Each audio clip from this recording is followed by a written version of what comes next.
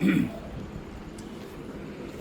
تعالیٰ ایسا ایمان ہم کو نصیب فرمائے۔ شاعر کہتا ہے کہ ان دو بچوں نے ابو جہل کا نشان پوچھا کہ اس لشکر میں ابو جہل کون ہے، اس لیے کہ وہ تو انصار تھے، انہوں نے دیکھا نہیں تھا۔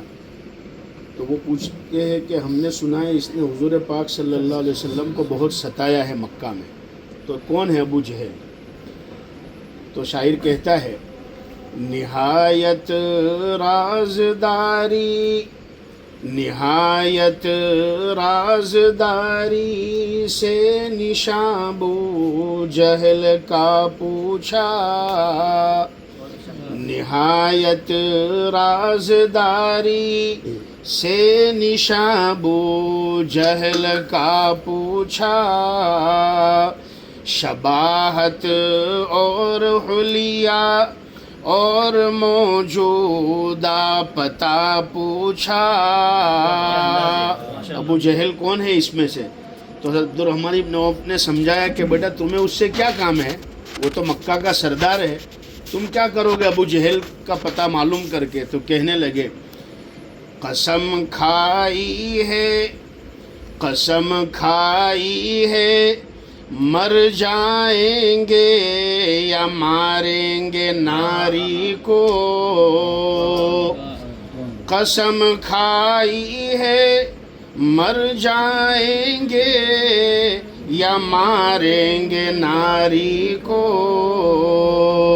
سنا ہے گالیاں، سنا ہے گالیاں دیتا ہے وہ محبوب باری کو، حضور کو برا بھلا کہتا ہے۔ تو ہم نے سنا ہے اس لیے ہم قسم کھا کر آج بدر کے میدان میں آئے۔ تو یہ واقعہ ایسا ہے کہ اس سے بچے بچے کا ایمان تازہ ہو جاتا ہے، اور ہمیں اللہ کی طاقت پر یقین آتا ہے کہ جو اتنی بڑی طاقت ہوتی ہے اللہ تعالیٰ ان کو چھوٹی چھوٹی ذریعوں سے ختم کر دیتا ہے۔ نمرود کو مچھر سے ختم کیا۔ آج بھی دنیا کے اندر بہت بڑے بڑے ظالم بادشاہ موجود ہیں جو اللہ کے مخلوق پر اور بندوں پر ظلم کرتے ہیں، مگر اللہ تعالیٰ نے ہر ایک کے لیے کنکر کا انتظام کیا ہے، بس وہ وقت ہوتا ہے، اسی وقت پر وہ قدرت کا فیصلہ ہوتا ہے۔ تو حضرت عبدالرحمن بن عوف نے کہا، میں نے ان کو سمجھایا بچوں کو کہ بیٹا وہ مکہ کا سردار ہے، اس کے اطراف میں Z+ سیکیورٹی ہوتی ہے، تم اس تک کہاں پہنچ سکتے ہو، تم اس تک کہاں جا سکتے ہو؟ تو حضرت عبدالرحمن بن عوف نے یہ کہہ کر ان کے حوصلوں کو پست کرنا چاہا، یہ کہا حفاظت کر رہا ہے، حفاظت کر رہا ہے گرد اس کی فوج کا دستہ، حفاظت کر رہا ہے گرد اس کی فوج کا دستہ۔ تو وہ بچوں نے ایمان افروز جواب دیا، یہ دستہ کب تلک، یہ دستہ کب تلک روکے گا عزرائیل کا رستہ، دستہ کب تلک روکے گا عزرائیل کا رستہ۔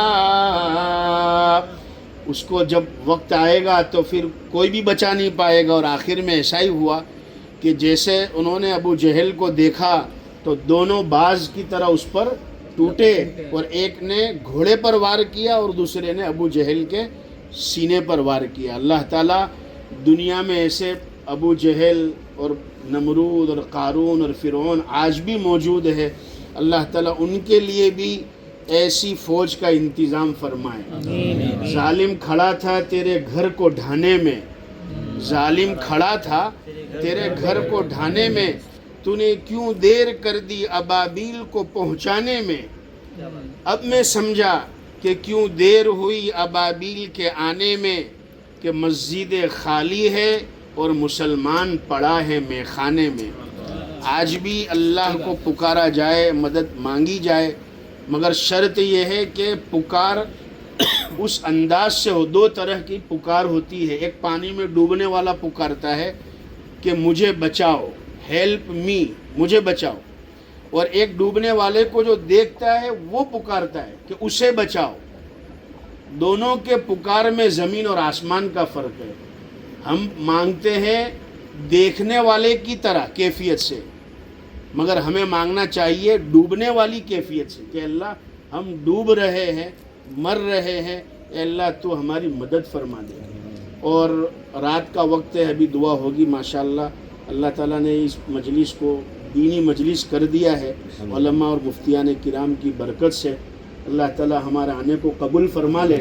رات کے وقت دربار خاص کھلتا ہے اللہ کا اور اعلان ہوتا ہے. اسے شاعر کہتا ہے جس جس کو گناہوں سے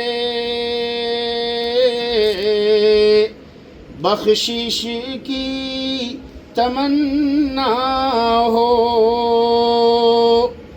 جس جس کو گناہوں سے بخشش کی تمنا ہو، وہ اپنے گناہوں کی، وہ اپنے گناہوں کی کثرت پہ نہ پچھتائے، وہ اپنے گناہوں کی کثرت پہ نہ پچھتائے. اور آخری شعر